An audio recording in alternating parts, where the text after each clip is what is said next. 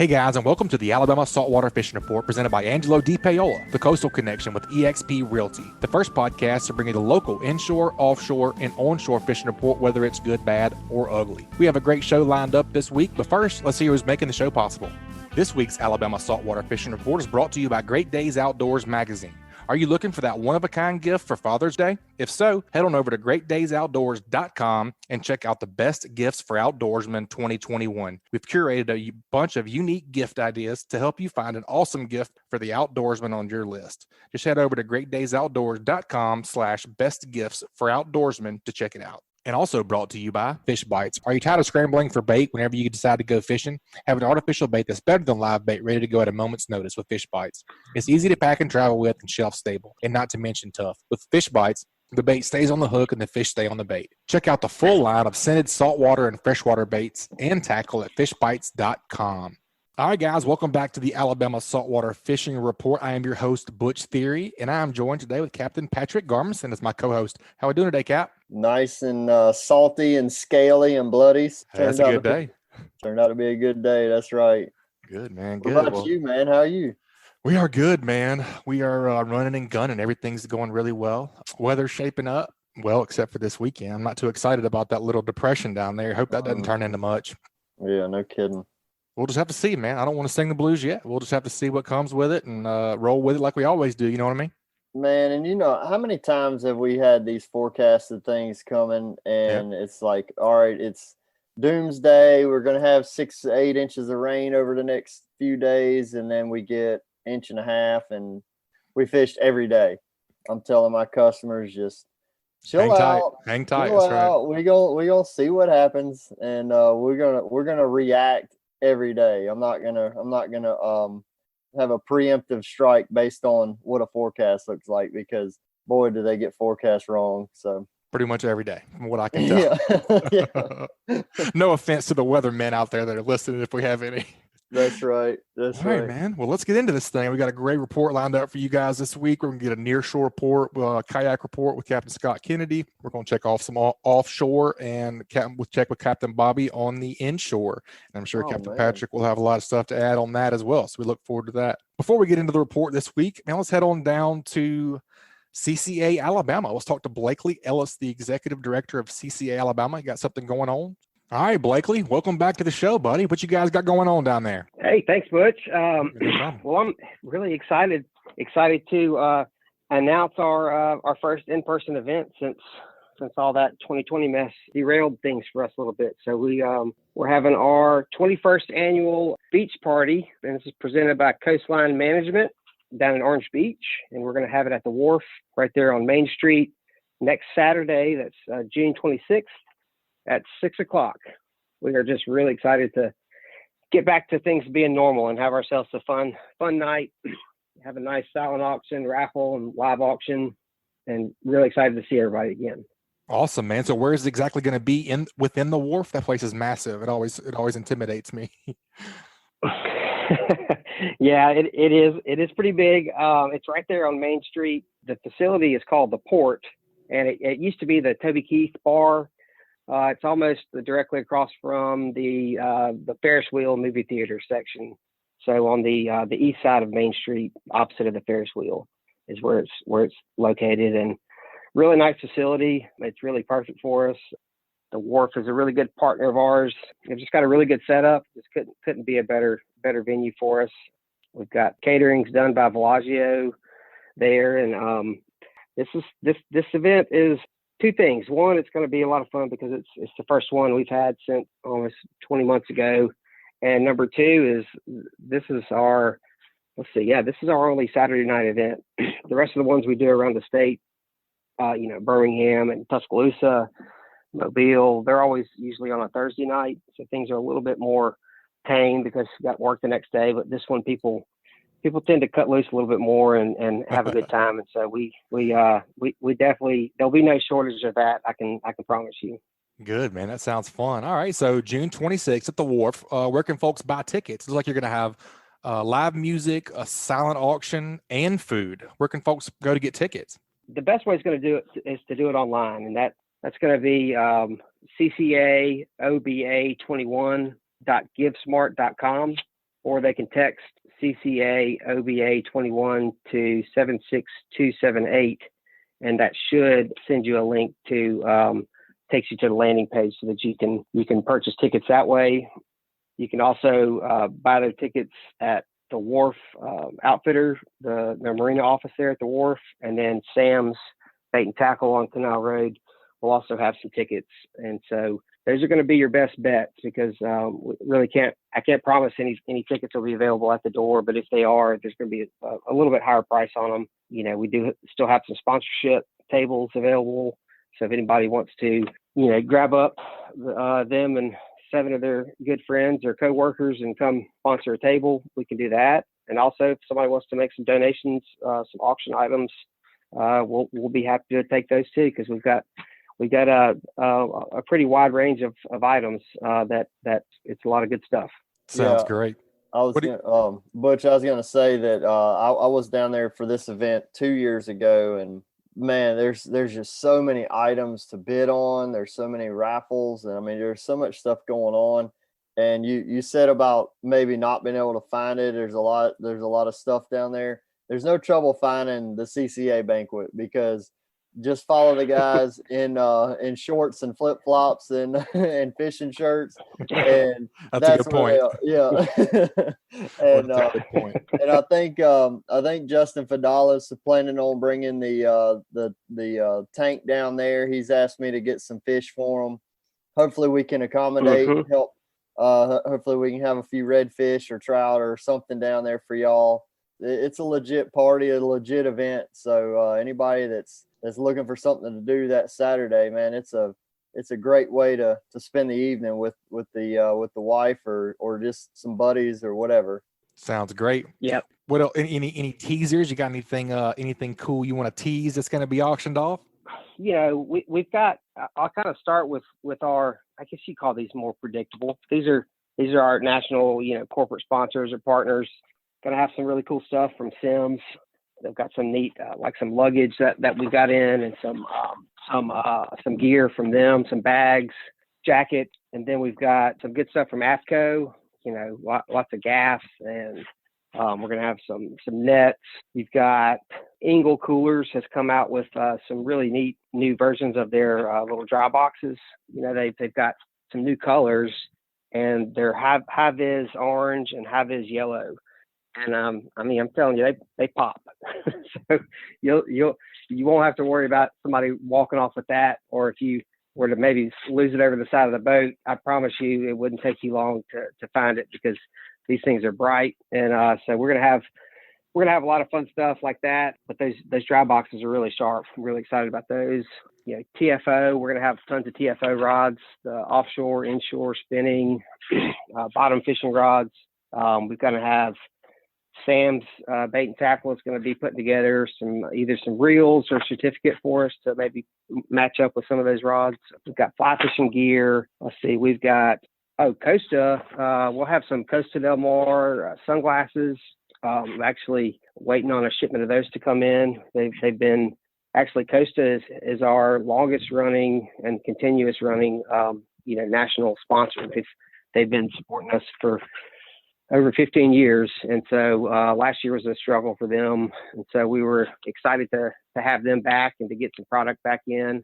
We'll have some really nice pairs of glasses, a couple of certificates, good for any pair of Costa sunglasses, some Costa gear, some backpacks and stuff like that. So that's going to be pretty cool. That's a lot of good stuff, man. Yeah, that is a lot of good stuff. Yeah. Quite the lineup. And then some of the more fun stuff too at this event is we always start the live auction off with the Warner family, Warner Turf and Warner Farms.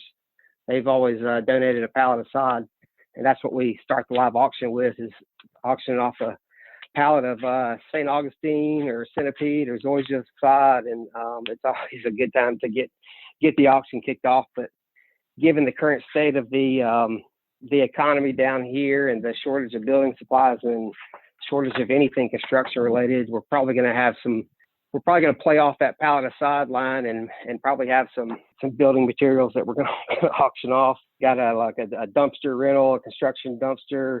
I think Justin Fidala said he was going to he was going to put up his little mini excavator rental for a day as an auction item. So we're going to have some fun stuff like that. We'll have good trips, the Cabo trip down with Red Rum, lots of good artwork. Let's see, the reef makers we're gonna have a private reef, some vacations. We've got the lodge at the Gulf State Park down in Gulf Shores. I don't know if y'all have ever been in there or not, but that place is really nice. And we've got a 2-night stay for 2 people, along with dinner for 2, awesome. 1 night there. So we've got some cool stuff, and you got quite the spread, it'll be a good time. Yeah, that's enough to get you in the door right there. Not to mention dinner and cocktails. I like that idea. Hey Blakely, I had one question before we wrap up. So last year we did everything online. For those that don't show up, are they still able to get online and do some of the silent auction stuff that way, or is it all in person? I'm not sure yet. We're gonna have to make that call, because this is probably this will be the first year that we've been fully, I think, integrated into that system. So probably that at maybe next week's podcast or online, I'll be able to let people know if it'll be a in-person only thing, or if you can participate if you're not there. But usually we let people that aren't there participate still. Well, just keep us in the loop on that. Yeah, sounds good. Just keep us posted, and we'll make sure our listeners are aware. So you guys check out or go to ccaoba21.givesmart.com to get those tickets. And if folks want to get like you were saying, get the table for a sponsorship, what's the best way to they need to email you or what? Yeah, they can shoot me an email, info@ccaalabama.org. Awesome, Mr. Blakely. Well, we appreciate that, man. Thanks for getting the word out to our listeners about this cool event. Hopefully they look forward to it. And thanks for being on. We'll talk to you next time. You bet. Thanks, guys. All right, Captain Patrick, let's head on down to our first report. Let's see what Captain Bobby Abruscato is doing with 18 Fishing. What'd you say, Cap? Hey, man, I made the first report, huh? That's good. Right. That way I don't have first. Because it's hard to follow some of these other guys, man. You go behind some of these other guys, man, it's like, man, there's some big shoes to follow, That's right. I'm sure now that they all got to follow you. That's right. Week. I wouldn't want to do that. What you been up to, man? Tell us a fish story. I know you've been running and gunning. Yeah, well, Patrick's probably already told you this, man. I'm sure he has too. I know he has. We've been staying wide open since for probably a year and a half now. Just wide open to where unless the weather gets us, it's the fishing's been good. The business end of it's been good. We're staying really busy.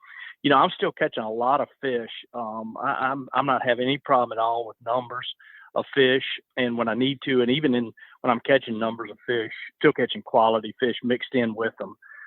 We had some pretty good fish the other day, and doing the same things. I mean, sometimes if I get in the right situation with the right crew, we'll throw some top waters early in the morning. That's certainly going to get some better size fish. But even using, and Patrick may have already talked about this, so pardon me, but we have the bait's been and from a shrimp standpoint, it's been pretty scarce. So I've been running some trips with I don't really chase it down. If I can't find it, I'm going to just use artificial bait. And this is not the time of the year.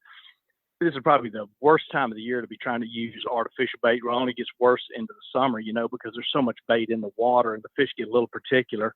But I've had some really good trips just using artificial bait, using top waters in the right situations. The new Slick Junior and the Slick Lure still working great. And then the main one that's getting most of the fish in the boat is just a shrimp imitation under a popping cork. When I haven't been doing any deep water fishing with artificial bait. If I have to use artificial bait, I stay in the shallow stuff and, really work hard. We get pretty intense in the morning because the morning bite is going to be the best when you have to stay shallow when the water temperature's in the low 80 degrees range, which is where it's at right now. So just been spending some time when I don't have bait up shallow, trying to get as much done as I can doing that. And then when I have gotten bait, I've been doing kind of a combination of some shallow water fishing early in the morning, drifting grass flats and oyster beds and things like that until I can kind of feel the bite slowing down and then slipping off the structure, in water deeper than 8 feet, which is, rig. We got plenty of that in our system, rigs and wrecks and reefs and things like that. I've been really, that's been probably the true pattern. And if you really want to put fish in the boat this time of year, if you can get bait, that's probably going to be about the best way to go. But and all that's been very productive. It's just a function of whether or not I can get bait or not. That's kind of determined where I'm fishing. Yes, sir, no doubt. And we have not talked about fishing at all with Captain Patrick yet. So you got a clean slate. You guys can go at All it. right, I got a clean. Yeah. Well, I'll tell you what, Bobby's giving my report that I would be giving right now, because I'm doing the same thing. I'm doing if the bait shop has shrimp, I'm grabbing some. If they don't, I'm not worrying about it. I'm just going with artificial. And the only thing that I've added to my rotation that Bobby didn't mention is I've been throwing the cast net, and I've been catching some croakers and pogies, and been having some pretty good success with them. So Nice. I definitely want to talk live croakers today. I just dredged up an article you wrote, Captain Bobby, in 2019. You can just Google summer speckled trout fishing with live croaker, and it's a really, really good article. And I've never done a ton of that, man. I would love to get to do some of that, being new to the inshore game. Sounds like that would be right up my alley. Yeah, it's and this is the time of the year that I don't know why during the spring and the winter that they just don't have a taste for croakers, but when it gets hot like this, they just eat those croakers up. And that's certainly another option, and like Patrick just said, I was talking to one of the other guys the other day when we were launching together, and I during the oil spill year when none of the bait shops were open, I went back to the old days of dragging a bait trawl, which is how I like to catch my croakers. And it was really productive, way back before the bait shop days. That's how we caught our bait, which was mainly croakers, was dragging a bait trawl. So when the bait started getting scarce and the pretty days, everybody's now, especially with snapper season open, you got, even if you're going to use croakers, you're competing with the offshore guys and the inshore guys to get your hands on croakers from a bait shop, so it's tough to do. It's a great way to just during the summer to catch. You don't give up a lot of quantity. You can still catch plenty of quantity on croakers, but the quality, you clean up the bite a little bit, you still catch some of the unwanted species, but not nearly as bad as you do with shrimp, so this is a great time of the year, and it'll stay this way all the way probably through September, to where you can use croakers for trout bait and be really effective. Let's dive into croakers a little bit since we went there. What is your ideal setup? Are you trying to fish the croakers, on the deep rigs or on the beach or on grass flats? What's your ideal setup? What's your perfect conditions for live line and croakers? All of the you just listed all of the above. Fish, I like to be around some structure. I'm not moving a whole lot like I would maybe with shrimp or boodoos or something under a pop and cork, or throwing some kind of artificial bait. When I'm croaker fishing, I'm going to be trying to be as stationary. You mentioned deep water applications. When I say rigs, you can plug in reef wrecks. I'm any kind of piece of structure in deep water. I like to stay, get set where I'm going to fish with the croakers and let the croaker do the work as far as like enticing the trout. And sometimes it takes a little longer than it does with a shrimp on a popping cork. Or you mentioned the beach. You fishing the inside, outside beaches with croakers, dynamite. The only problem with particularly Gulf side beaches, it's real weather sensitive. You got to have the right day to do that. You can't just go out there, like say, for example, this weekend and probably a few days after this weekend, when you get a blow, you can't go fish that Gulf beach and survive. You'll literally die over there getting swamped and whatever. So you got to have the right days to do that. But all of those places work with croakers. So the main thing going back to it is I just want to make sure that I'm going to get somewhere that I can put a croaker out or my croakers out and stay put for a little while instead of constantly staying on the move. The other thing too is I like some current. Croakers really seem to work well where you have a little bit of current situation. And again, if you fish places like the Dolphin Island Bridge or the Fort Morgan area or the Bay, even the parts of the Sound, sometime during the day you're going to have some water movement. So I like a little bit of water movement with croakers too. So there's a couple things that I like to do those, and it's not that they don't bite them in shallow water, but it just seems like when I'm croaker fishing, it's during the summer. Therefore, I'm fishing deep water. So that's the other thing. I probably kind of focus more on, like a deeper water application. Well, Bobby, give us the rigging. So if you're fishing a little deeper, you Carolina rig, you split shotting, what size hook? Tell us a little bit about that. Well, I use mainly two rigs. One of them you just touched on was a Carolina rig. And my Carolina rig, it's just, if you're not familiar with it, it's just a sliding weight on the line slid up from the hook and held. You can use it a leader, which is so the weight's held up by the swivel, or I just use a little bitty split shot to hold my weight up, and don't even use a leader because trout aren't real toothy. So I don't have to worry too much about leader. They're certainly not line shy in our area. So I don't worry too much about a leader. And that way, if I have to change a hook or, I've got some bad line, I want to cut it off, I just slide the split shot up a little bit further and keep that same distance. Hook wise on a Carolina rig, or my I call a tight line rig, is Carolina rig for anything that's just got a single hook. Exclusively, I use number 4 Kale hooks. The number 4 just seems to be in bronze, by the way, seems to be a perfect size. You can catch the smaller trout, 16 to 20 inch trout with those, and then they do fine on those bigger trout. They're small enough that even with smaller croakers, a croaker can move them around.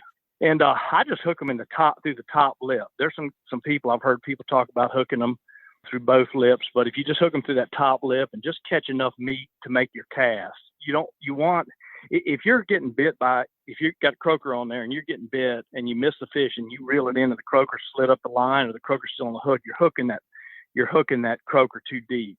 You just want to catch just enough meat to make the cast. I throw a lot of croakers off just because I barely hook them, because you want, when that trout hits that croaker, you want that croaker to come off and so you can get the hook into the fish.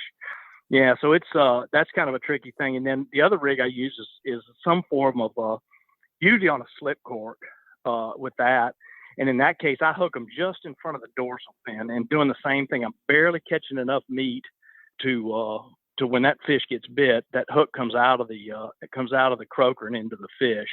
And I hook those to the dorsal fin. It's really important by the way, too, if you're hooking them in the dorsal fin like that, is you've got to let that cork drift natural, because otherwise, if you lock it, if you don't let the line drift out, the croaker's going to drown. He's going to kind of turn, sideways in the water, and he's going to drown. So you got to let the line float out with the current when you hook them that way. With the tight line, I do the exact opposite. I lock it in gear, and I prefer. Patrick calls it. What do you call it, Rodney? You just like you stick it in the rod hole. Rodney. When you stick it in the rod hole, you call it Rodney, right? Yeah. Let him do the work because. Yeah, I just stick it in the rod holder because the croaker's just down, somewhere on or very near the bottom. And he's just swimming like natural, like he would look. When they hit that Kale hook, which is another beautiful thing about that Kale hook, is it hooks them every time. It'll hook them every single time, and it'll hook them right in the side of the mouth. You don't have to very rarely get one gut hooked with that Kale hook. So I don't worry about I let the fish just bend the rod over before we even pick the rod up. And my charters go like, oh, it starts jumping around. No. That's when you don't want to touch it. You gotta wait till that rod's bent over. And I'm hearing a little line go off. Okay, you can get it now, Yeah. And then they can do bill dance if they want to, but the fish is already hooked, Yeah. Takes that human error out of it. Man, it does, man. And you pull the trigger too soon when they start bouncing around. What's happening when that rod's bouncing around like that, trout's stalking the croaker. He's got to get that croaker set up right to strike him. And if you pick that rod up and move that rod tip, that translates to a lot of movement down on the bottom, and that trout's either going to give up or swim off or have to start all over again. So when all that's going on is when you really, really want to stay away from that rod, and let that trout get set up to strike that croaker. Yeah, you're dead on the money with that, Bobby. Bobby, I got one more croaker type question. Me and Wes Hallman were talking about this yesterday. As a matter of fact, we're talking about all right, if you have access to buy live bait and you're buying shrimp and you're buying croakers and all this, you can really tie up a lot of money into bait in a hurry if you start buying you both. Got that right. Do you ever buy both? What's kind of an idea of what your strategy is if you were to go to the bait shop and you're like, man, I feel like I can get them on some shrimp here, but I feel like I can get them on some croakers there. Do you just go all in on one, or do you do a little bit of both? That's a good question. I'll tell you. But part of it's determined by where I'm going to fish, which you kind of just asked in that question. Where am I going to be able to fish based on what the weather's doing? So that's going to determine it. One, if I'm going to a place where I'm going to need to do a lot of drift fishing, if I'm can't get out to some deeper structure and I know I'm going to be drift fishing a lot, I don't even worry with the croakers. If I get that nice day where I know I can get set up on some structure somewhere, I'm going to bring some croakers. Very rarely do I ever bring just croakers, just because I believe in shrimp. And I think it's kind of like we were talking off the air, is like, you put a shrimp out there, even if a fish is almost totally inactive, trout, he's going to hit that shrimp. So shrimp are kind of like a trip saver type bait. so I always carry some shrimp. And it again, probably the biggest, and then the third thing I do that we do have to do, and we being charter boat captains or fishing guides, is you got to look at the crew that you got too. If it's a family, for example, it's probably gonna be a little more challenging for them to catch fish on croakers. Yeah, I say that, a lot of times I can get them to where if I can just get them to watch the rod and just pick up the rod, they can do it. But usually I can kind of tell with who I'm going to have whether or not I need to use croakers. It's just some other factors that kind of go into that equation right there of what I'm going to carry. It's going to be the biggest determining factor, I guess, just to answer the short question, is what the weather's going to do and where I'm going to be able to fish. Yep, that makes sense. And what he said about that bait, the cost of it, it's you start putting you start putting 100 shrimp in there, and even if you just bring, I can't even stand buying less than 50 croakers. So you're probably looking at what, $30 worth of croakers, and you're probably looking at $60 or $70 worth of bait to carry 100 shrimp and 30 or 40 croakers. Whew. So you're talking about $60 or $70 worth of bait. You know what I'm saying? That's no joke. That stuff's expensive, and you want to use it properly and be effective with it, because they're proud of it, and rightfully so. They work hard for it and work hard to catch it, especially when it's scarce. So that's a good question. I don't know if I gave as good of an answer to it as the question was, but well, I don't know that there definitely is not a right or wrong or right. It's not multiple right, choice. It's not. But I just wanted kind of people to hear what your thought process is on when you go to the bait shop and they say, we have both shrimp and croakers. How do you pick your next move? Yeah, well, that's it. That's what I, kind of like what I said is, and I've kind of usually have my mind made up before I get there. When I know, and when I'm getting ready in the morning, I'm eating my breakfast and drinking a cup of coffee. First thing I do is sit down and look at a few of the different weather sites and so forth, and I kind of, as we're heading down, a lot of times my mind, I'm starting to put together my plan in my head too, so a lot of that goes into it as well, so I kind of got my mind made up, and then one of the things you just said there was kind of one of these things you kind of read into these, is Patrick said this, and kind of reading between the lines of what he said. One of the easy things is when the bait shop just has one or the other, then your decision is made for you. Get your mind made up for you. You don't have to worry about making those executive decisions, Yeah, right. For sure. Well, that was fun, man. I like that croaker in depth. You got the Hey Cap question this week, Captain Bobby. All right. Yeah, it's a good one, man. It's timely and applicable. JT Schmidt says, hey, Cap, what water temps do you like to see for the trout to start heading into deeper water? And do you notice that they hold in a certain part of the water column in that deeper water? That's a great question. And like you just said, it's real timely. It's, we've kind of gone through that temperature range. We've gotten into it and are well into it now. And the magic number to me seems to be about 75 degrees. When it gets up to about 75 degrees and stays there for a little while, and that's about where the fish stay more active through the day in the deeper water. 75, and we're up into the low 80s now. So it's been that way. It's this year we kind of had that kind of late, that cool spring kind of hung in there for a while, but buddy, when it changed, it warmed up quick and that water temperature shot up there, and we're in that low 80 degree range right now. So they're in that deep water. They've made that move, or whatever you want to call it, or they probably stay in the deeper water. I just don't really fish for them until it really gets warm like this. And then as far as like the part of the water column, usually you're going to find that they're going to be in the lower third of the water column. So if you're fishing a 12-foot gas rig or a 10-foot reef, you're going to want to fit a 12-foot, for example. You're going to want to cover from 8 feet down to about 12 feet. They're going to get these rare occasions where they'll be up a little ways, but the majority of the time you're going to want to be fishing that lower third of the water column is where you're going to find them.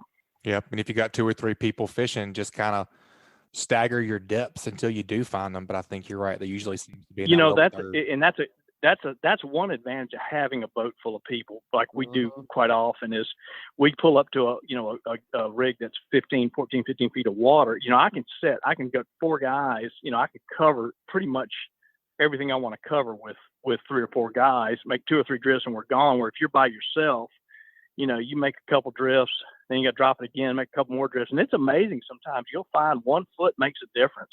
Sometimes 1 foot doesn't. Sometimes it's more of a dramatic move, like 2 or 3 feet. But I've seen occasion. I had an occasion one time. I swear to you, we were fishing a 10-foot shrimp boat wreck, and I couldn't figure out why this one guy wasn't catching fish, and he was 6 inches. I swear to you, 6 inches shallower than everybody else. I moved him down. He started whacking them. I believe. And I it. swear I saw that with my own eyes. So that's an extreme example. But usually, like a 2 foot, you're going to find about a 2 foot change is sometimes makes a big difference. And like Patric mentioned, you pull up there. We can pull up there now.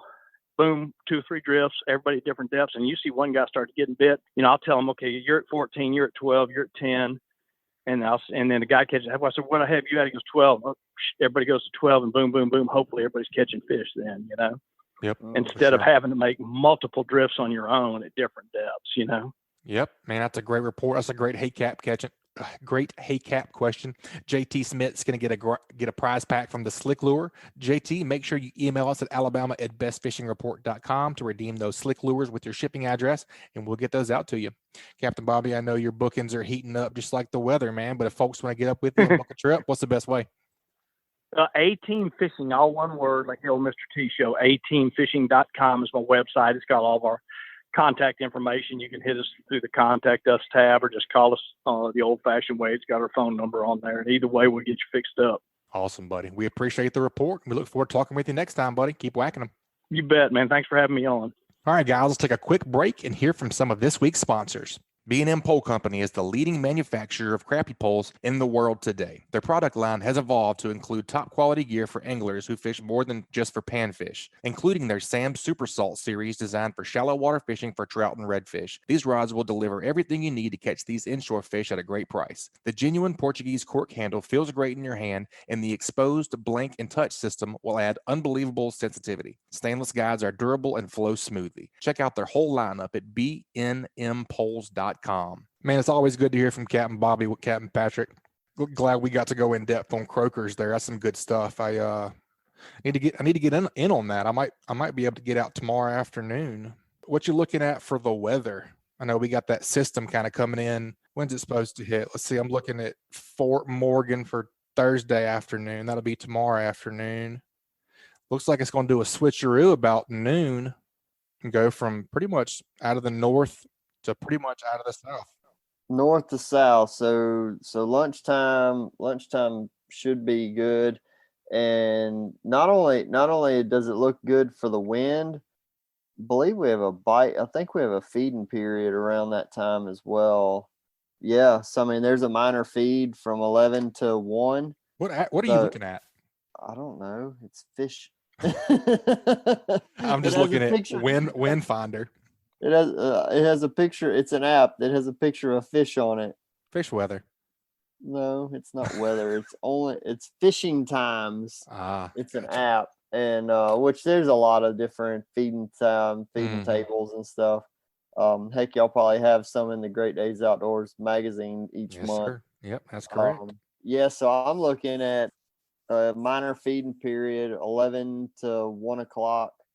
And we're also looking at the winds laying down. So, I mean, heck, if I didn't have a guide trip tomorrow and I'm looking at what, the wind and the feed times, I'd probably sleep in, take it easy, roll out about 10 o'clock, go. It's going to be slick tomorrow afternoon. Yeah. Go find you some bait, whether you cast net it or buy it, go fish some of that deep structure. Or actually, I mean, really the shallow stuff will work well around lunchtime as well, because we'll be right there around high tide. That's what I was going to say. Looks like high tide's early everything, afternoon too, ain't it? Yeah, everything's going to come together pretty nice for Thursday and Friday, kind of middle of the day. So awesome. I'll have to check with the boss and see if I can't get out of here tomorrow afternoon for a little while. Do I need to write you a note? That's right. I might need a doctor's note. All right, man, let's move this thing along. Let's head on down and see what Captain Scott Kennedy's up to. I think he's been yakking. Let's see what he's been doing. Welcome back to the show, Captain Scott. What you got for a kayak report, buddy? What you been up to over there? I tell you, it has definitely been a week full of kayak fishing. That's all I've done this week, and it has been good. The inshore stuff has been real good for us. Catching mostly speckled trout, but we have been picking up some reds in the mix. of course, plenty of white trout if that's your thing. I know I love to catch those white trout for a good fish fry. Mm-hmm. They're delicious but for I sure. tell you, oh yeah, and I tell you, they're underrated. I know I've mentioned it before, but they are definitely an underrated fish as far as eating goes. But the fun has been the speckled trout fishing.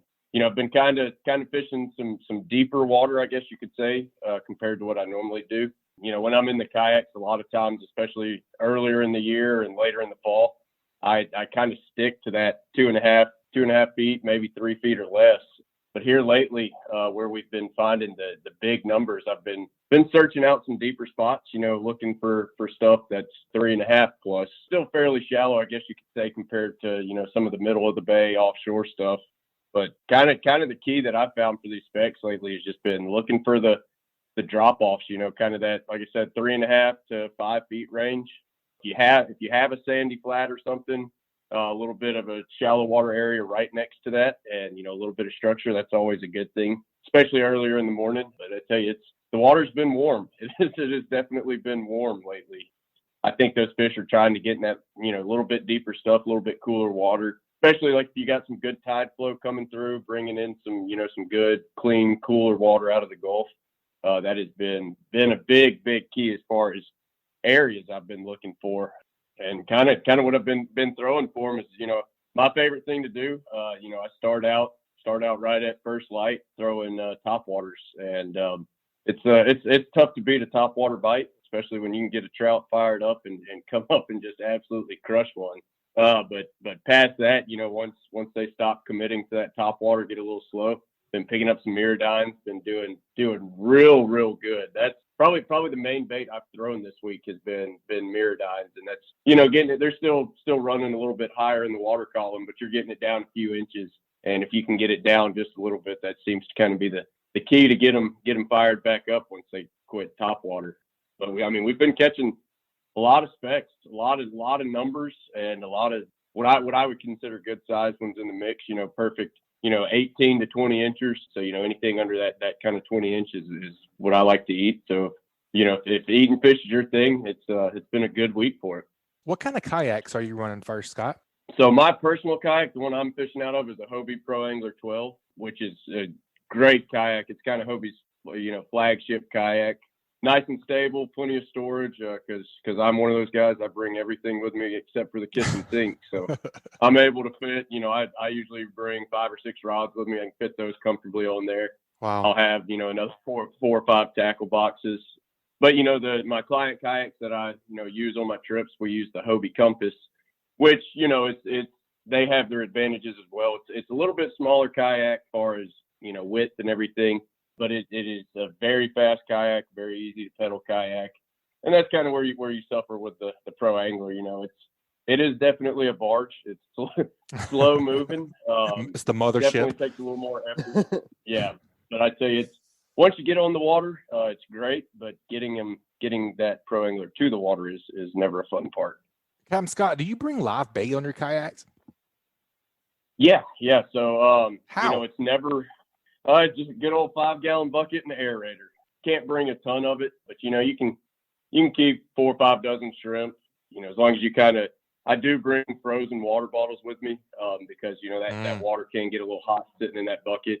That's kind of your worst enemy with live bait, I guess you could say, is that water heats up and it just starts to kill everything off. So definitely bring some frozen water bottles. But yeah, I slap that sucker on the 5-gallon bucket on the back of the kayak and go with it. But like I said, live bait's never my first choice.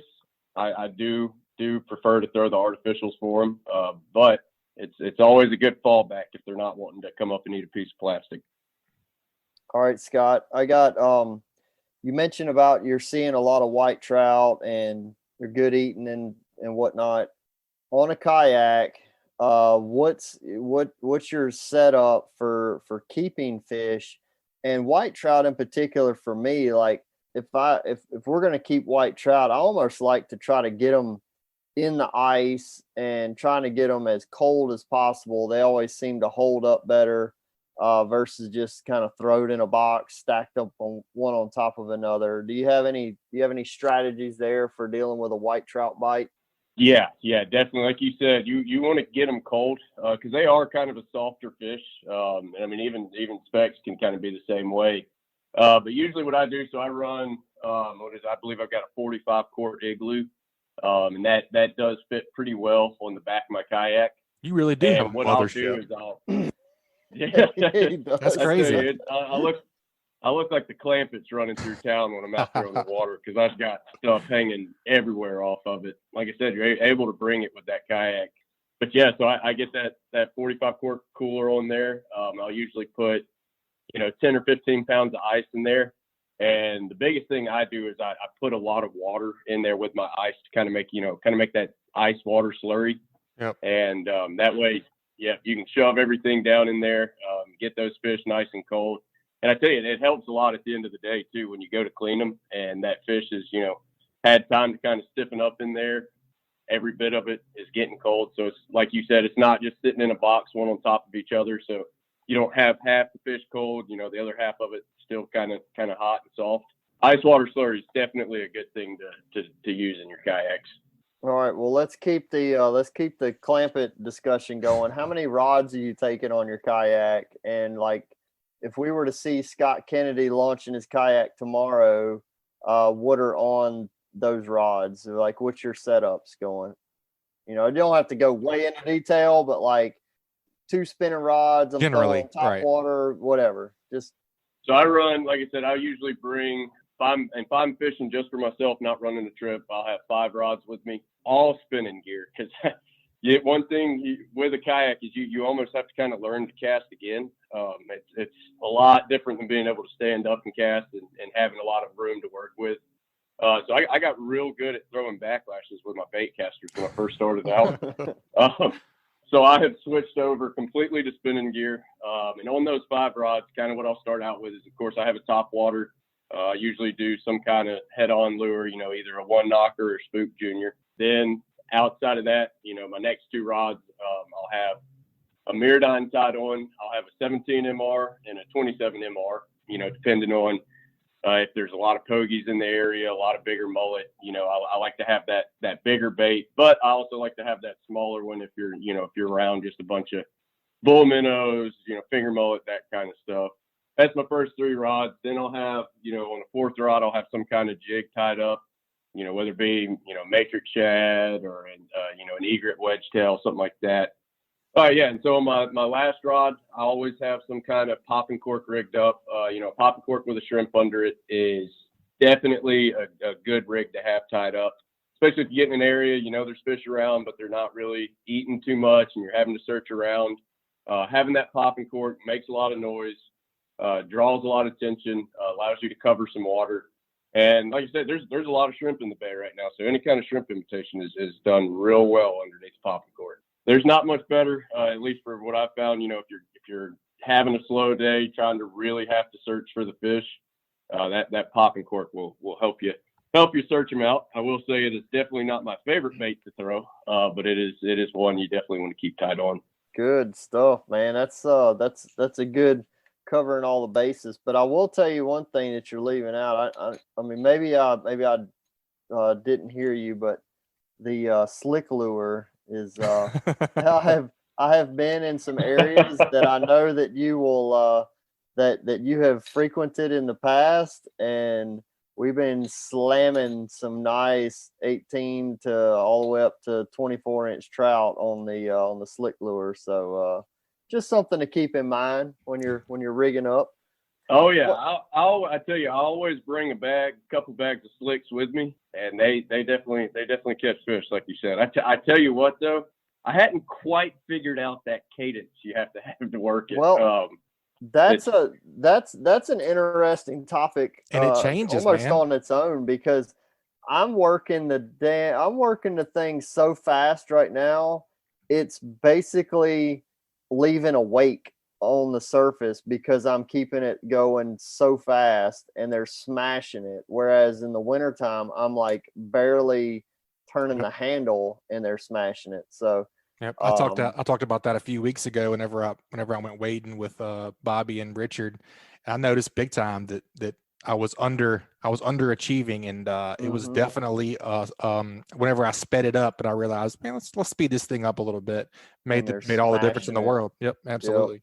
Well, keep that in mind, Scott. That's a tip. That's a tip from Captain Patrick to Scott Kennedy. I like it. But Scott, I got so I want to dig in just a little bit more on the fishing side of things. We got dialed in on the rigging and what your setup is. But so like right now, are you seeing any signs? Are you seeing anything visually that's keying you in on where some of these speckled trout are hanging out or redfish?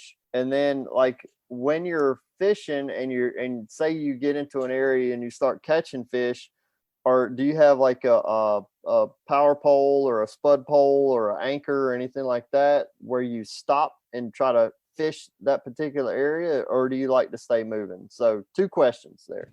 So kind of what I've been looking for, of course, like I said, I'm looking for, a little bit deeper water, still, near the shore. But I am looking for those little bit deeper drop offs.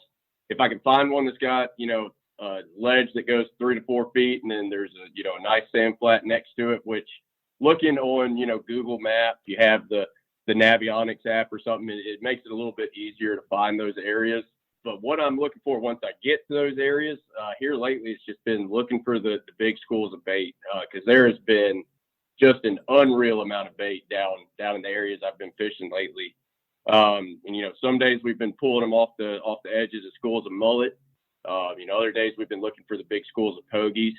And one thing I have noticed, especially this week in particular, there's a lot of shrimp, in the bay right now. Pretty much everywhere that I've really got into some of my best bites this week, you can see the shrimp flipping out of the water, getting pushed around and getting moved around. So if you're in an area, you see the bait, you see the mullet jumping, you see the pogies flipping on the surface. Keep your eye out for those shrimp. And if you see some shrimp flipping around, that's definitely, where I've been focusing on the most. As far as, anchoring up and stuff, I do bring, like you said, a little spud pole with me, just kind of, it's just a small push pole, about an 8 to 10 foot push pole. And I will use that from time to time. I do try not to anchor up if at all possible. It does make it a little bit more difficult, kind of drifting around, having to circle around and keep pushing back up to your spots. But with these kayaks, we are able to get a little closer to the fish and not spook them quite as much, I guess. But you do have to be careful with the anchor noise, because as soon as you drop, if you drop a lead anchor down or you start digging around in the sand, these fish have been getting a little spooky. So, it does help windy days. You don't have the option to not use one, and especially coming up the tail end of the week, looks like we're going to have a good bit of wind. So you will have to use an anchor then. But I tried to just kind of be making drifts, keep moving, circling back, and not trying to make much noise at all. That's a great report, man. That is a good report. What you think for a kayak near shore tip this week? My tip, and it's not necessarily geared towards fishing as much as just keeping care of your body. I've been, getting out pretty early. Like I said, I've been launching a couple of days, before first light, trying to get off the water early, because it's sitting in these frying pans on the water, especially if you don't have any kind of breeze or anything. It's you're cooking yourself. And so it is easy to get overheated. On top of that, I've been bringing a lot more drinks than I anticipate drinking. I'll bring 6 waters per person. And that's, just to be sure, if we get a little too hot or something, drink plenty of water. Helps to have some Gatorades and stuff, kind of replace those electrolytes, I guess. And, it's good wearing a big hat, having some way to kind of keep the sun off your head. That's all real good. And like you said, not necessarily for the fishing so much, just to make sure you gotta survive, man. That's what I was gonna say.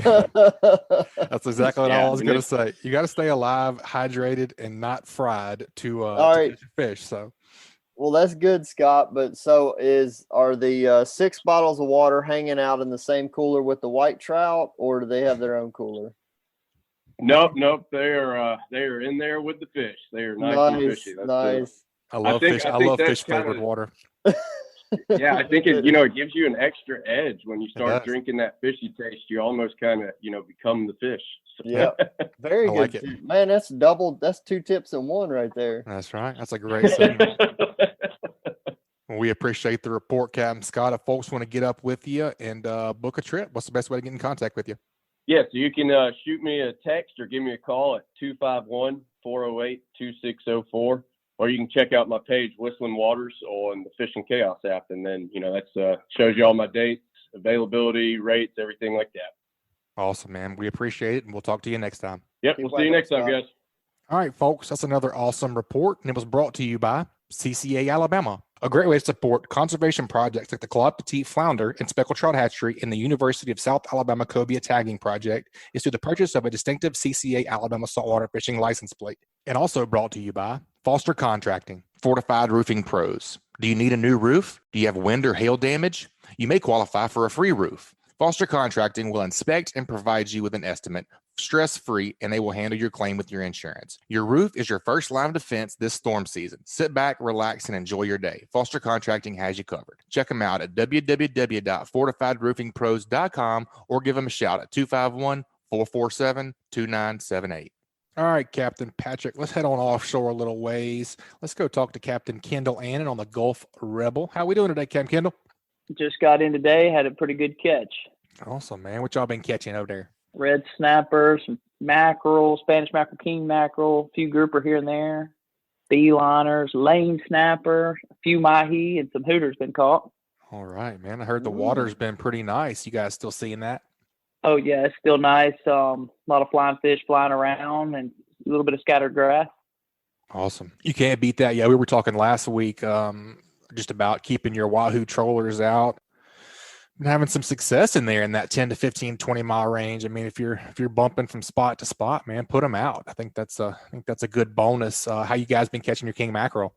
The king has mainly been on them bomber dusters, just, small 2 foot. I use 2 foot, 135-pound cable, a single hook out the back, throw on a strip of bonita if you have it. And man, it's been automatic king mackerel, Spanish mackerel, and the bobos. Are you doing those on a drift line? Or are you specifically kind of bumping around a rig, or what are you targeting?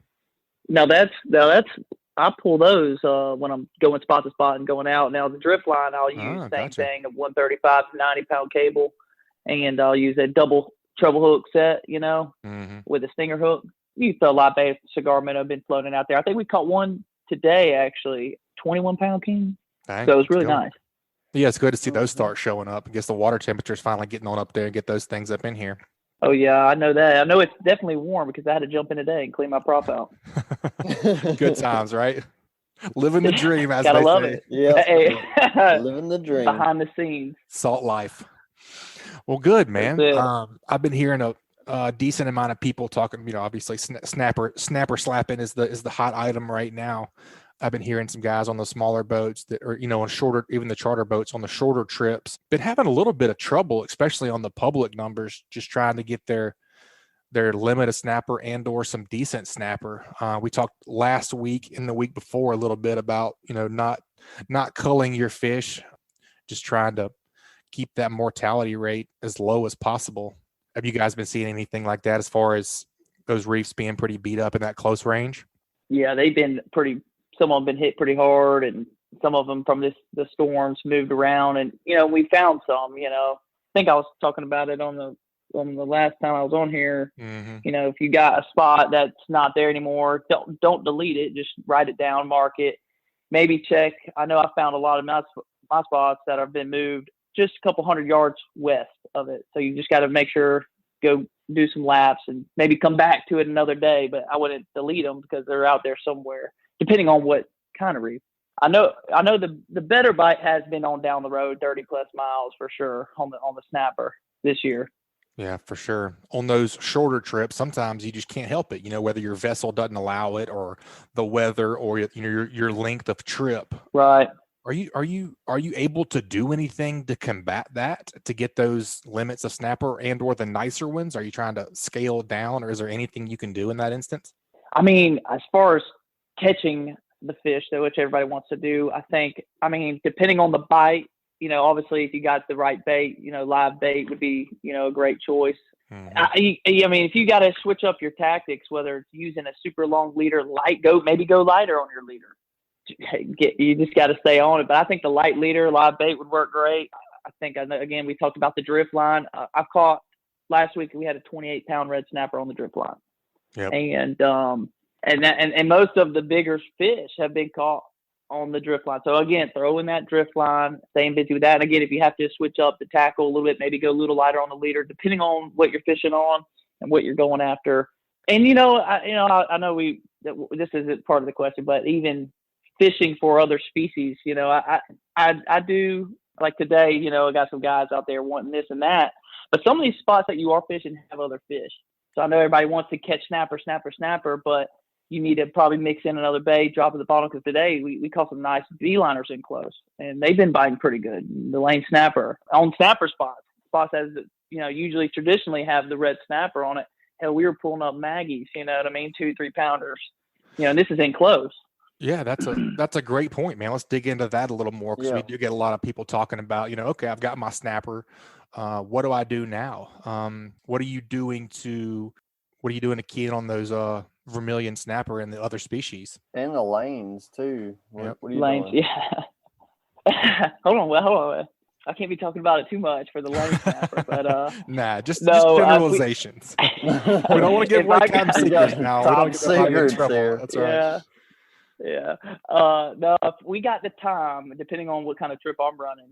Again, most of the time I'm kind of on the clock. I'm either running 2 trips a day, but if I got the time, I'll make the swaps, maybe a double hook rig. I mean, I think most of the better grade fish, especially if you're just kind of seeing what's down there. Hey, I pull up on a spot. I am fishing for red snapper, but I'm going to look at the bottom and say, oh, well, hold on a minute. There's a little bit of fuzz down here. Something looks a little interesting. I need to drop down something else. And that we've been using a lot of long leaders, small for all beeliner hooks, sharp, bait hooks, and cut squid and cut bonita. And like I said, I'm just wearing them out. That's a great tip within itself, man. Yeah, that's a great report, man. You talking about spots being moved and all that kind of got me thinking about, man, back in the day, I know you guys do a lot too. I can't even tell you how many hundreds or thousands of reefs that I've pushed off the stern of the Lady Ann. I mean, it's just different. I mean, and you talk about all the reefs getting, not you, but we talk about all the time that, that 15, 20 mile, the reefs getting beat up. Maybe it's time to start putting out more reefs. I mean, maybe that would be a great ticket, Yes. Yeah. And I know we just got Alabama did the funding part. So the reef maker and the Walters, they're putting a bunch out. They put a bunch out, and I know in 2018, I know they're about to put out a lot more super reefs. I think around 300. So that's going to be awesome. But as far as like your average guy, yeah, anybody could go purchase a reef from the reef maker. He's got different styles of reefs. You got the eco reefs, you got the grouper reefs, the 10-footers, the 20-footers. He can also probably do some specialized orders like on containers and chicken cages and stuff like that. So anybody that fishes can get their hands on their own personal spot. And they're reasonably priced, man. It's not like it's outrageous. They are indeed. It's not. And the biggest thing is taking care of it. I mean, again, if it's going to be your spot, just like anybody that does the fishing, you see a boat running out and you might want to pull off or any, you know what I mean? Just kind of take care of the spot. Most of my good spots that I'm fishing, I might catch a few good ones on it and I'm going to move off, and just go check another one, For sure. Yeah. You can't crush them. You won't have any fish to be sustained there. Mm-hmm. Whenever you're fishing and or passing by somebody, how much room do you like to give somebody that's sitting on a wreck? Depends who that captain is. Right. True. Just say you don't know. Sometimes they might see a bird or two, but no, I don't know. I'm usually a couple miles away. I'd say at least a mile and a half. Sometimes you can't dodge them. That everybody. I can't go 5 miles out of the way to go around someone. But at worst, I'm gonna hit them up on the radio and try to give them a heads up that hey, I'm not running on you and all that. So stay on your whatever you got to do and fish and it's just a good courtesy. Just kind of give them a little room. Yeah. Yes, it is. Well, man, that's a great report. We got to get a tip from you. What you think for a tip this week?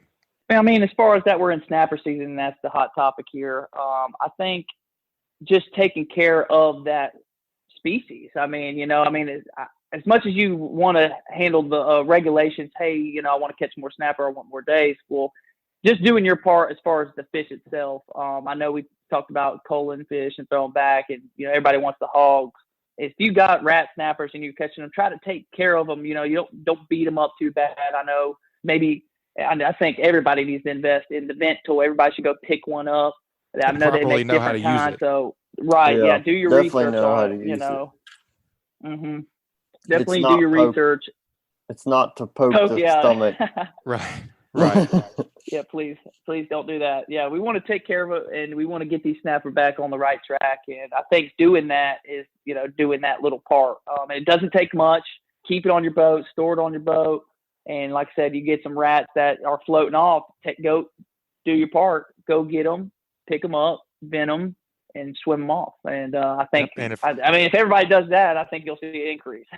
No doubt, man. I mean, each person has an obligation to take care of the reef species if you're fishing for those fish. I completely agree with that. And it takes every single person taking it serious. I mean, one boat can kill a ton of fish if you're not careful. I mean, especially if you're doing it a good bit.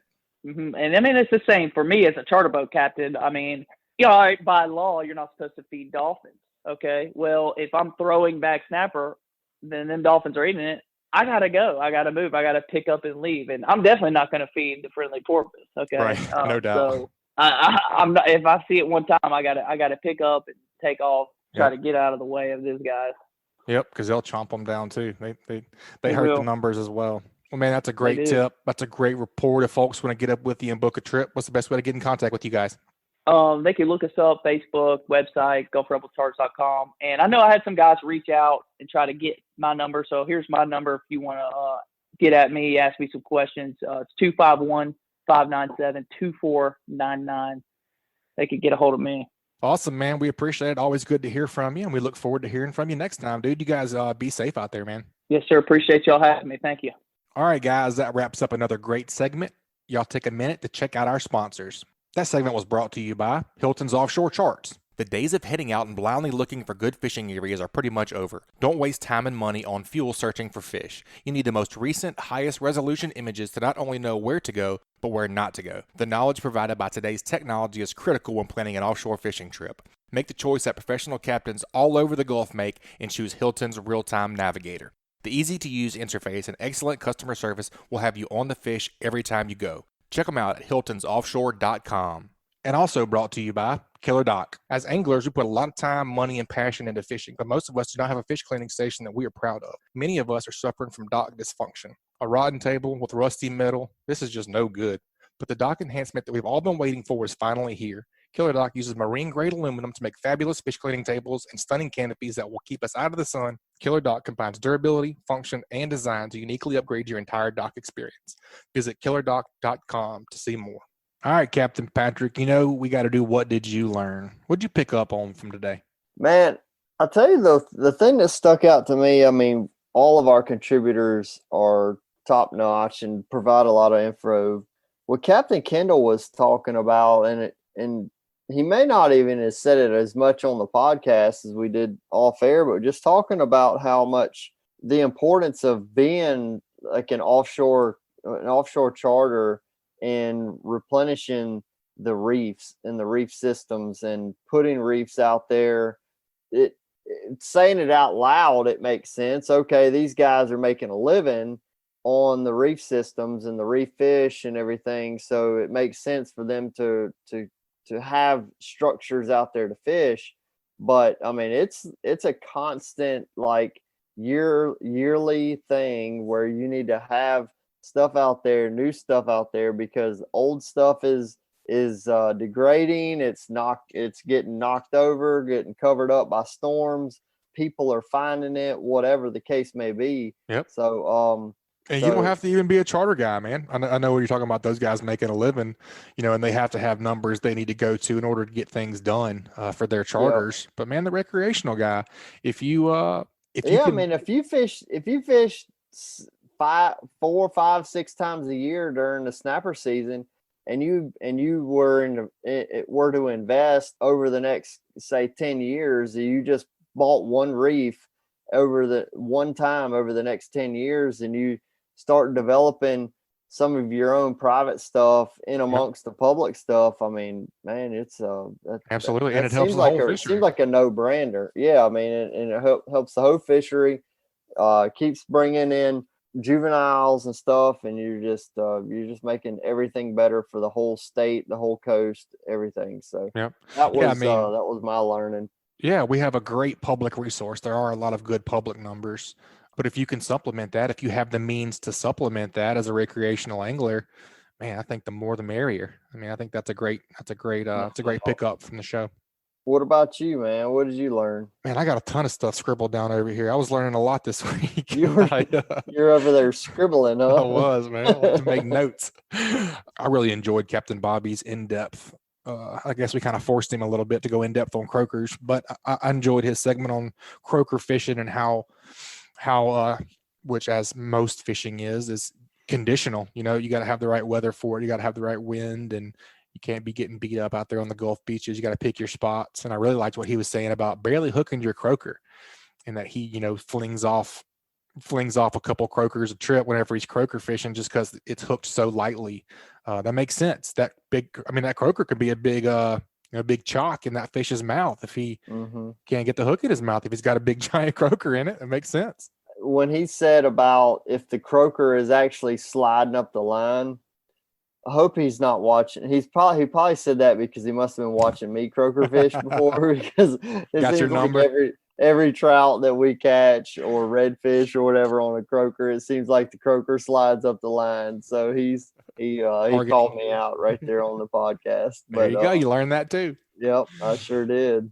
All right, guys, that wraps up another great segment. Y'all take a minute to check out some Fishing Chaos fishing tournaments coming up near you. For Alabama saltwater anglers, you'll want to check out these awesome tournaments. The Alabama Deep Sea Fishing Rodeo will take place on Dauphin Island, Alabama on July 16th through the 18th, 2021. The Alabama Deep Sea Fishing Rodeo's tickets will be available for purchase on the Fishing Chaos app starting this Sunday, June 20th, 2021. Also, the 39th annual Condé Cavaliers Fishing Rodeo will be held at Dauphin Island Marina on August 7th and 8th of 2021. Tickets will be available for purchase beginning June 20th, 2021 as well. The Mobile Rotary 31st Annual Tarpon Catch and Release Tournament tickets are already for sale as we speak, and that tournament will take place on August 7th, 2021 at the Dauphin Island Marina. All proceeds go to support Rotary Community Projects or the Rotary Foundation, a nonprofit organization. More tournaments near you, info and full tournament details, including ticket purchases, can be found online at app.fishingchaos.com/tournament. And also, Photonus Defense.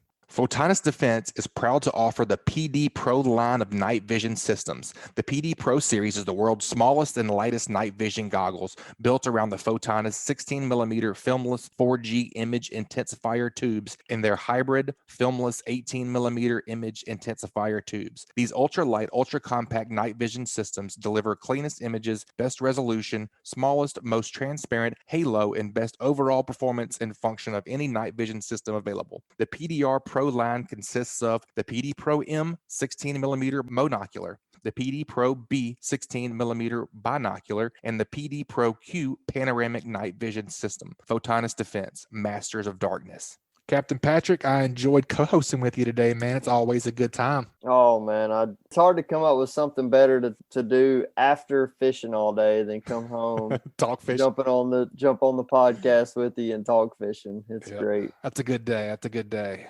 Well, man, I know you've been booking a ton of trips. I saw a post a couple of days ago. Gosh, that might have been last week now, but you only had a couple of days left in, was it July?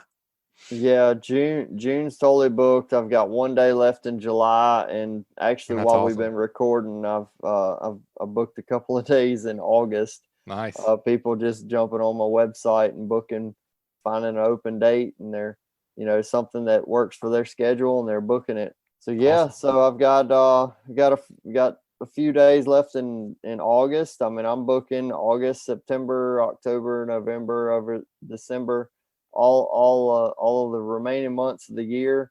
I'm pretty sure we've booked at least 1 day in all of the remaining months just this week. So people are getting it in.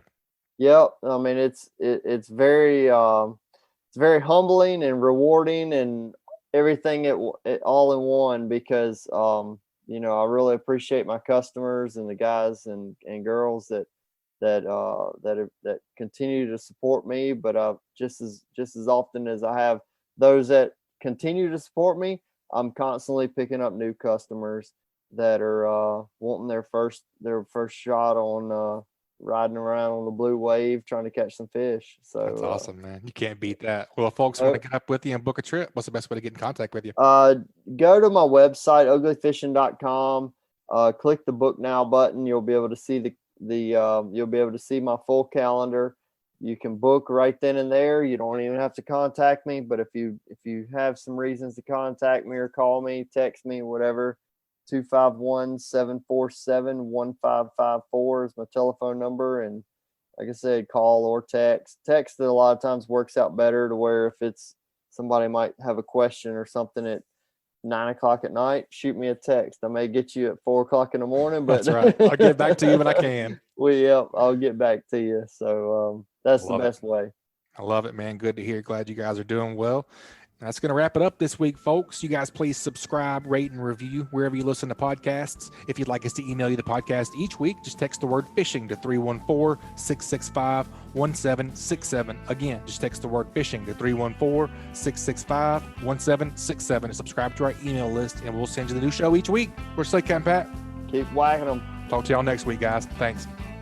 This week's Alabama Saltwater Fishing Report was brought to you by Sam's Stop and Shop is your one-stop shop located at 27122 Canal Road in Orange Beach, Alabama. Sam's has a little bit of everything, including a deli, inshore, offshore, and surf fishing tackle. They also have bait, clothing, groceries, name brand sunglasses, and so much more. Stop by and shop or call them at 251-981-4245 today. And also brought to you by Test Calibration. Test Calibration is your source for sales and service of diesel turbochargers and fuel injection systems since 1976. Contact them at 800-822-0057 or visit them online at testcalibratindieselandturbo.com. And also brought to you by the Alabama Marine Resources Division. The Alabama Marine Resources Division reminds all recreational anglers that gray triggerfish, greater amberjack, or red snapper must be reported through Snapper Check prior to landing the fish in Alabama. For more information about Snapper Check, please visit outdooralabama.com. And also Daycool Heating and Air. Pros at Daycool have been servicing Mobile and Baldwin counties for over a decade. Contact them at 251-633-5121 or check them out online at www.daycoolair.com. They are license number AL07028. This week's Saltwater Fishing Report is brought to you by Angelo DePaola, the Coastal Connection with EXP Realty, your boating and beach property specialist. Check me out on Facebook at Angelo DePaola Realtor, the Coastal Connection, or call me direct at 850-287-3440. Also brought to you by Advanced Transmission in Spanish Fort. Give the professionals a call who have been trusted on the Gulf Coast for over 25 years at 251-626-6061 or check them out online at www.advanced-transmission.com. And also brought to you by Bucks Island. They have new pontoon boats, bass boats, bow riders, and aluminum boats for sale. They provide boat service on all kinds of boats, even if they weren't purchased from Bucks. Visit them at 4500 Highway 77 in Southside, Alabama, or give them a call at 256-442-2588. And also brought to you by Intercoastal Safaris. So you're at the beach and fishing isn't quite your thing. That's fine. You can head 1 hour north to Panama City Beach to shoot some pigs. They have night vision and all you can shoot ammo, and yep, they are shooting ARs. There's no trophy fees and no bag limits. They're shooting pigs with AR-15s and night vision 1 hour north of Panama City Beach, Florida. To join them, go to intercoastalsafaris.com. That's intercoastalsafaris.com. Also brought to you by Dixie Supply and Baker Metalworks are proud to be your metal roofing headquarters for over 40 years. Save time and money by buying from the most reliable manufacturer on the Gulf Coast. Buy it today, pick it up today. With the addition of their new store in Cantonment, Florida, they now have 8 locations to serve you. Dixie Supply and Baker Metalworks, your metal roofing headquarters. And also brought to you by SunSouth. For quality John Deere equipment affordably priced, visit your neighbors at SunSouth. Visit your local SunSouth and check them out on the web at www.sunsouth.com.